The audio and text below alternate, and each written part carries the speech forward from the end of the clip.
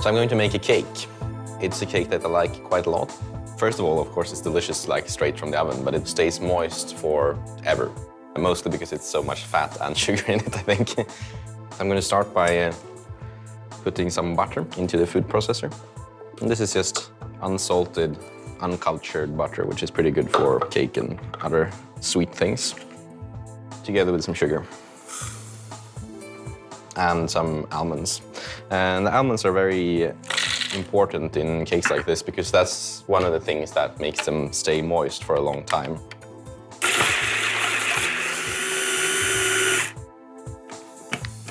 And some salt, a couple of good pinches because there's no other sources of salt in the mixture.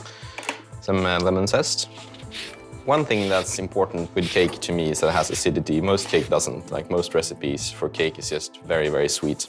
And they need to be a lot of sugar in them for it to work, but there is no need for a lack of acidity. So I usually add quite a lot of lemon juice or vinegar or sour cream or things like that to provide acidity.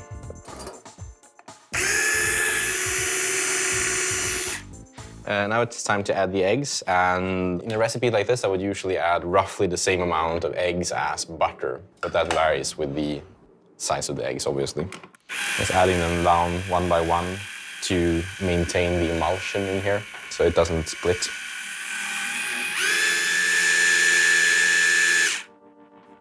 A cake like this with almonds in it doesn't really need that much flour, so roughly the same amount of flour as the other ingredients we put in already. At the same time as we add the flour, we just add some baking powder. And I kind of sprinkle it over the flour. We don't want to mix this for too long because it's going to be a very dense and kind of elastic cake if we do. So from now, the smallest amount possible of work to incorporate the flour into the butter mixture.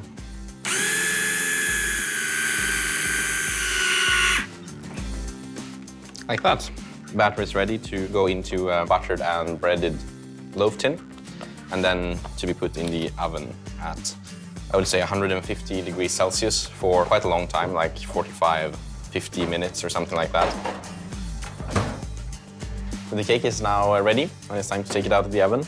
I'm gonna rest it here for like a couple of minutes, just so that it shrinks a little bit and lets go of the edges of the tin. So hopefully this now comes away from the mold.